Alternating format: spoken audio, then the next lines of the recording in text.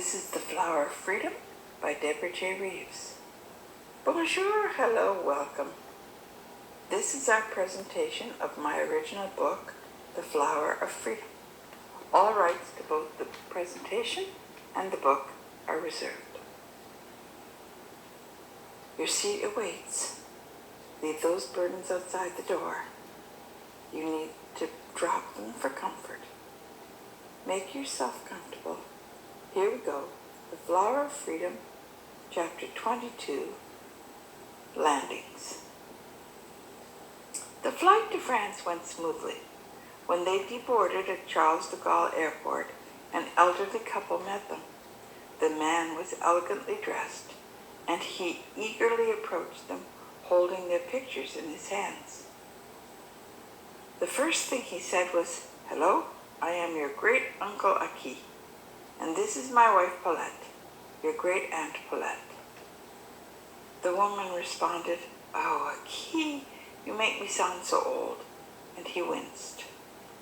The woman was one of those ladies who are so thin and fashionable that one might be forgiven for wondering if she was a boy. She had no curves.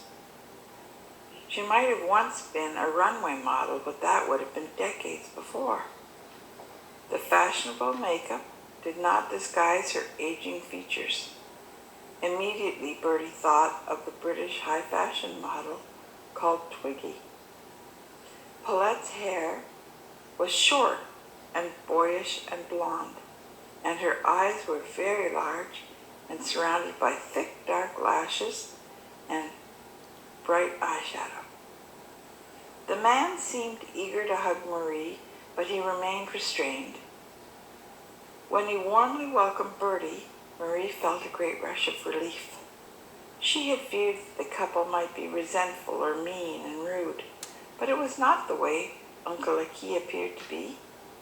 At that moment, Marie happened to turn toward her aunt, who took no notice of Marie at all.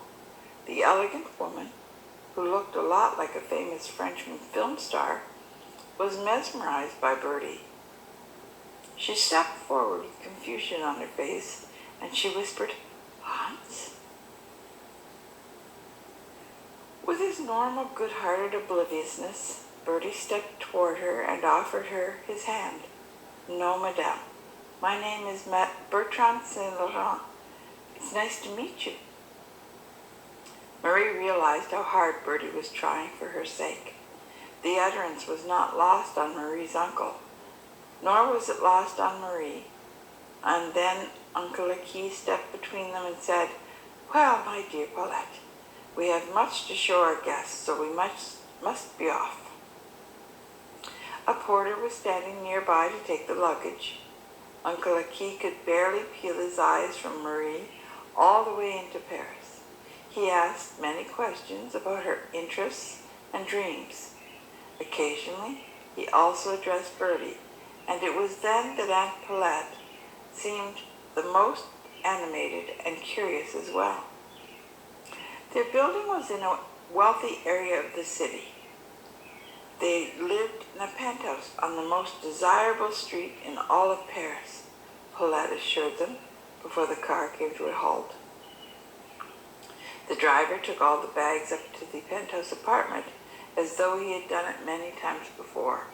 When Bertie offered to assist him, the driver told him that the doorman would be the one to help him. The apartment was beyond anything Marie or Bertie had ever imagined. These people were clearly wealthy.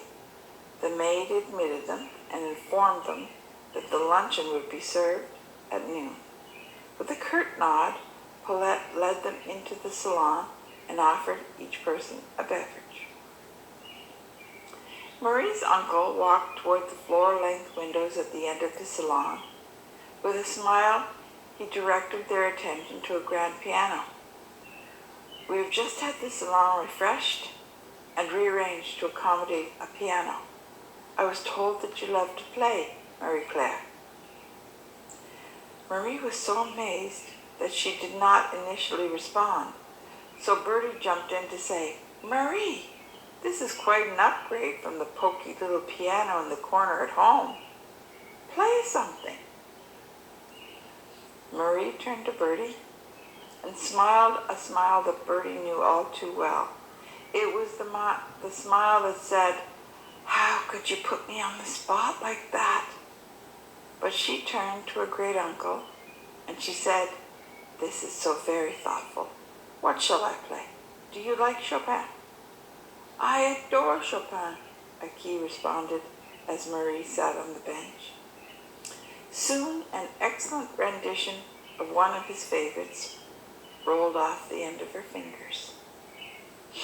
"I wish you could play something more modern, though," Paulette sniffed, and she made a smooth transition to a new Beatles tune.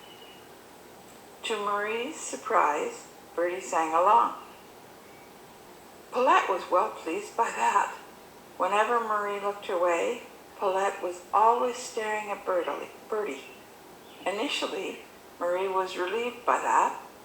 She had worried about having to live in a household where a woman she had never met before might want to pretend to be her mother. She needn't have worried. It was not in Aunt Paulette's nature. Once, though, in the midst of a conversation that Marie was having with Uncle Aki, Aunt Paulette did appear to notice Marie. She looked her up and down and told her, "Darling Marie-Claire, we will take you shopping immediately. You obviously can't be seen in Paris dressed as you are. We have accounts at all the best couture shops. We will have your pretty little body entirely presentable long before you go off to your first day of school. Bertie, you can come too. Maybe you can help her decide what a young man would find attractive." That's the end of this chapter. That was chapter 22 of The Flower of Freedom by me, Deborah Reeves. I'm always glad when you come. Please come back. It's never quite the same when you're not here. Have a wonderful day in every way, and we'll see you soon. Goodbye.